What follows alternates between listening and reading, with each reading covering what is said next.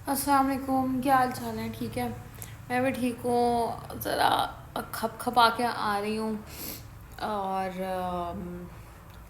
और ना सर्दी बहुत हो गई है। ठीक है, और सर्दी में ना सिंस मेरे पता नहीं मेटाबॉलिज्म स्लो हुआ है, क्या चीज़ है, मेरा ना बॉडी टेम्परेचर रेगुलेट नहीं होता, मेंटेन नहीं होता। मतलब मुझे ठंड लगती रहती है, मुझे बहुत सारे कपड़े पहनने पड़ते हैं और उस वजह से मैं बिल्कुल बिल्कुल मैं वो फंसी होती हूँ कपड़ों के अंदर ना। क्या कहते हैं उसको, बिल्कुल वर्ड भूल गया, मेरे दिमाग में आ रहा था। एनीवेज, तो सीन ये है कि फिर ना ठंड हो गई है अब सही वाली। ठीक है, तो सुबह भी ना हमें जल्दी जल्दी उठना पड़ता है,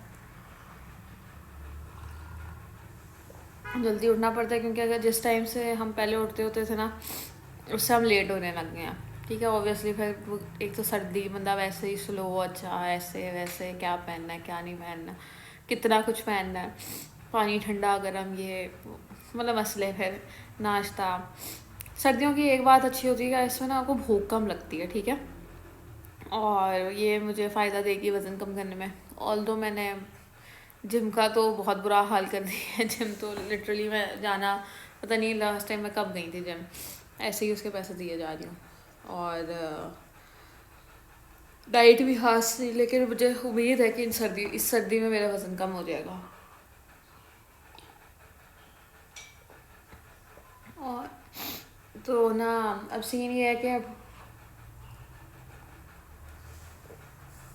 नेक्स्ट रोटेशन सेलेक्ट करनी है। ऑप्शन मेरे पास है, दोनों हॉस्पिटल का ऑप्शन है और बहुत सारी रोटेशंस में जाने का ऑप्शन है। ठीक है, लेकिन जिस हॉस्पिटल में पहले जाई थी, जो मंसूरा है, वहाँ पे सिर्फ रेडियोलॉजी की सीट्स बची हैं। और रेडियोलॉजी में ऑल दो मेरी अम्मा तो कही थी कि रेडियो में चली जाओ, लेकिन मेरा नहीं दिल कर रहा रेडियोलॉजी का ना। ठीक है, उसके अलावा फिर मेरे पास दूसरा हॉस्पिटल का।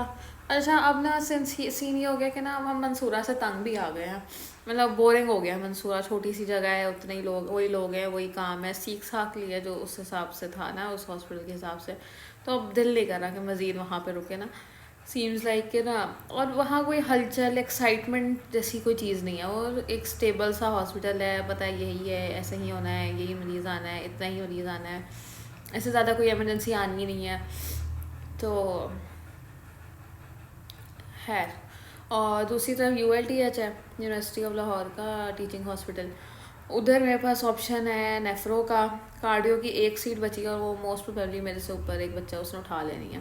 तो वैसे तो कार्डियो हो जाती तो मेरे बहुत मज़े होते। मैं देख ही रही थी ना कि जिन्होंने कार्डियो में रोटेशन की हुई है ना फर्स्ट 6 मंथ्स में से, वो सारे घूमने फिरने गए हुए हैं, सर उनको मरी लेके गए हुए हैं, PC भूरबन और ये सब, और हम बस देख रहे हैं। तो खैर, अच्छा कार्डियो, दिल तो मेरा बहुत है उसको उठाने का, ऑल दो इंटरेस्ट मेरा कार्डियोलॉजी में नहीं है, लेकिन हाँ मज़े बहुत हैं कार्डियो में, वो मेरे से मिस हो जाएंगे, मुझे उनका दुख है। ठीक है, उसके अलावा नेफ्रो है, मेरी अम्मा कहती नेफ्रो ले लो, बल्कि नहीं, मेरी अम्मा तो कहती फिर गेस्ट्रो एंट्रोलॉजी ले लो ना। मैंने कहा नहीं, ये तो सबसे गंदा है, ये तो बिल्कुल बहुत गंदा है। लाइक उसमें एंडोक्राइन सिस्टम्स आ जाते हैं, गट आ जाती है, लिवर आ जाता है, हेपाटिक और ये सब कुछ। तो गेस्ट्रो एंडोक्राइनोलॉजी तो बहुत ही ना मेरे से दूर की बात है। ठीक है, फिर मेरी अम्मा कहती पल्मो ले लो। Pulmo is like most of the patient are from TB and मुझे तो डर लगता है कि ना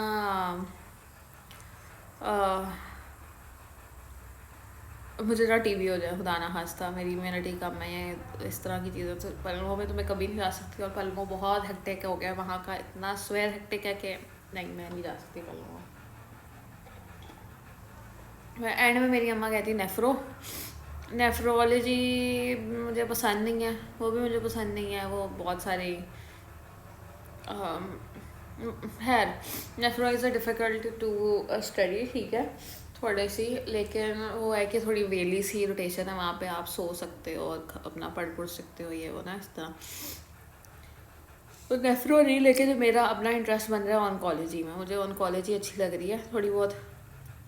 एक तो ये कि ना उसमें एचओडी और एक एमओ है, ठीक है, और उसके बाद सबसे इमीडिएट हम ही आ जाते हैं, तो डायरेक्ट लर्निंग इज़ बेटर, ज़्यादा अच्छी होती है कि बजाय कि आपके सर पे 1200 लोग मंडला रहे हों और उन्होंने खुद सीखना हो, ठीक है, तो फिर बड़ा मुश्किल हो जाता है। इसलिए ऑनकोलॉजी का डिपार्टमेंट भी बड़ा चलता है, इनका अच्छा डिपार्टमेंट है, ठीक है, और चिल भी है, कोई खास एमरजेंसी नहीं है, अनलेस खुदा ना खास्ता कोई पेशेंट एक्सपायर कर जाए, तो ऑन को अच्छी लग रही है। और बाद में मुझे ये शौक है कि कहीं मुझे एमओशिप लेनी होगी तो मेरे पास एक शौकत खानम का भी चांस होगा कि स्पेस पे मैं ऑनको की बेस पे शौकत खानम में एमओशिप ले लूँगी और उसका भी एक्सपीरियंस ले लूँगी और बाद में वो एक्सपीरियंस मेरे काम आ जाएगा, ठीक है। सो ऑनको इज़ गुड। तो आज कुछ लोगों का इंटरव्यू था मेरे से पहले वाले बच्चों का, तो हम लोग लिटरली, मैं तो नहीं गई थी, मैं तो हॉस्पिटल थी, ठीक है, तो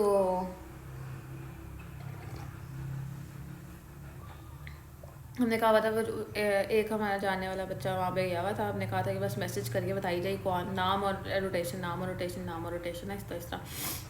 तो हम लोग यूएलटीएच का हिसाब ये है कि वो प्रॉपर हॉस्पिटल है, स्ट्रिक्ट रूल्स हैं, कॉल्स हैं तो कॉल्स ही करनी है, भाग नहीं सकते, घर नहीं जा सकते, ये वो वगैरह वगैरह वगैरह, तो ठीक है। बिला वजह की चिक चिक भी है थोड़ी सी कि स्क्रब पहनने हैं, लैब कोट पहनना है, उसके बाद फिरना नहीं है, लेट नहीं हो सकते, ज़्यादातर अपने स्टेशन से गायब नहीं हो सकते, कोई गायब हो भी, इवन वॉशरूम भी कोई जा रहा है तो हाँ क्यों कहाँ 10 लोग रोक के आपको पूछेंगे। लेकिन मंसूरा में डिफरेंट है, आप उधर इतनी पूछताछ नहीं है, तंग भी नहीं करते फजूल में, और कॉल्स का भी इतना मसला नहीं है, कॉल्स ऑन एंड ऑफ है, लेकिन है सही, लेकिन कम है ना एज़ कम्पेयर टू यूएलटीएच, कम है, तो है ये सीन है। तो अब बड़ा एक्साइटेड से फेस चल रहा था, कुछ लोगों का तो पता था कि उन्होंने क्या क्या पिक करना है, हमें था कि ज़रा शायद ट्रेंड चेंज होता है, लेकिन मंसूरा में सीटें सर्जरी वाली तो ख़त्म ही हो गई हैं आज बिल्कुल भी, अल्लाह का शुक्र है मैं सर्जरी पहले कर ली थी, गायनी की बची हुई थी, हमारी लड़कियाँ इस गायनी में नहीं जाती, बल्कि मज़े की बात में है एक बच्चा ना, अब उसको ना मंसूरा ही जाना था क्योंकि उसने एमएलई की तैयारी करनी है, तो मंसूरा मंसूरा मंसूरा, ठीक है, तो अब उसको उसकी सर्जरी में सीट उसने लेनी है ना, हम लोग मेडिसिन के थे, बाकी सारे के सारे दोस्त, तो ना अब वो सर्जरी में कुछ बचा नहीं, उसने ऑर्थो पिक करनी थी या कोई भी पिक करनी थी, बस उसको मंसूरा में मिल जाती ताकि कॉल्स ना करनी पड़े, इस तरह चिल माहौल है, पढ़ लेगा वो ना, फरवरी में आई थिंक उसका कोई एग्ज़ाम है, तो उसने जाके पूछ लिया कि ना मुझे कहीं नहीं दे दें भाई, मैंने मंसूरा जाना है, कहता नहीं मंसूरा में तो नहीं कहीं नहीं मिल सकती, क्यों नहीं मिल सकती है वो, अब ऑब्वियस था वैसे, तो मैंने कहा चलो चांस ले लो, बाद में ये ना रहे कि पूछा नहीं। अब जवात इस्लामी का हॉस्पिटल है फजूल, फनकारियाँ वहाँ पे, फनकारियाँ एज इन के ना खुद वही मौलवी ना बैठ के और दूसरी औरतों को भी देख रहे होंगे, डॉक्टर्स को भी घूर रहे होंगे ऊपर से नीचे, ये वो वगैरह वगैरह ना, ठीक है। और फिर ना एक दफ़ा क्या हुआ कि मैं ऑरेंज ट्रेन से आई थी, तो मैं पैदल एंटर हो रही थी, वरना तो गाड़ी पे ही होना होता है, तो वहाँ पे गार्ड ना चीख के बोलने लगे दुपट्टा ले सर पे, मैं कहा हेलो ओ हेलो, क्या ये क्या बदतमीज़ी है, हाँ। मैं कहा पहली बात ये है कि मैं डॉक्टर हूँ, दूसरी बात ये है कि तुम मुझे नहीं होते कुछ भी बताने वाले कि मैंने सर पे दुपट्टा लेना है या नहीं लेना, ठीक है। और दुपट्टा मैं स्काफ मैंने लिया हुआ था, ऐसा नहीं था कि नहीं लिया हुआ, नहीं सर पे दुपट्टा लें, यहाँ से नहीं गुजर सकती, मैंने कहा जिसको बुलाना है बुला लो, जिसको जो करना है कर लो, तुम अपनी औकात में रहो, गार्ड हो ना गार्ड बन के रहो, अब्बा ना बनो कम अज़ कम। तो वो बहुत बहुत गुस्सा चढ़ा मुझे, मेरा तो दिल करे मैं उसका सर फाड़ दूँ, लेकिन मतलब वो है क्या चीज़ जो मुझे मुँह उठा के बोल रहा है कि सर पे दुपट्टा लो, मेरी मर्ज़ी, तुम्हें क्या तकलीफ़ है, तुम अपनी आंखें नीचे कर लो अगर तुम्हें ज़्यादा तकलीफ़ हो रही है किसी के दुपट्टा लेने ना लेने से, चवल कहीं के, इसलिए मुझे जहर लगता है करप्ट कहीं के ये लोग ना, है एनीवेज। तो इसलिए वो जमात इस्लामी का अस्पताल है, इसलिए उन्होंने कहा कि नहीं लड़के तो गायनी में नहीं जा सकते, पर उनके आदमी गुस्से होते हैं गायनी में, एनीवेज। तो आई भी मरीज़ों के साथ, खैर तो ये सीन था, गायनी में बच्चियाँ ही नहीं जा रही थी, पता नहीं क्यों, तो ट्रेंड डिफरेंट होने लग गया। एक और बच्चा फिर इसी तरह पूछ रहा था गायनी कैसी है मंसूरा की, मैं कहा नहीं जाने देते, मत पूछो पूछो भी मत ही बन, खैर। सो दिस इज़ हाउ, अब मेरी बारी है, कल परसों मेरा है, ठीक है, इंटरव्यू, अल्लाह खैर करे, मैं कंफ्यूज ना हूँ और मैं कोई अच्छा डिसीजन ले लूँ अपने लिए, और मैं इंजॉय कर लो मेरे लिए, क्योंकि लोगों ने ना यूएलटी से बहुत डराया हुआ है कि ऐसा है वैसा है, ये माहौल है वो है वैसे, आगे सर्दियाँ भी आ रही हैं, फिर रमज़ान भी है, फिर ईदें भी हैं, इस तरह तो बड़ा तंग हो जाओगी इसमें सब। फिर मैं कह रही हूँ यार क्या, सब लोग उधर जा रहे हैं, फिर मैं भी उधर चली जाऊँ क्या, मैं यहाँ फंस जाऊँगी अकेली। So like I haven't decided yet, still I am confuse, मुझे नहीं पता, और एक दो फैक्टर्स पे ज़रा डिपेंड करता है मेरा डिसीजन, लेकिन आई बिलीव कि ना अल्लाह करे जो भी मेरे हक में बेहतर है ना बस वो हो जाए किसी तरह से, तो मेरे लिए अच्छा रहेगा।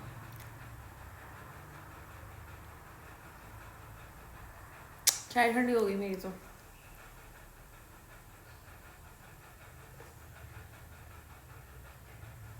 हम्म। सो चलें, मिलते हैं अगले ब्लॉग में। अल्लाह हाफिज़।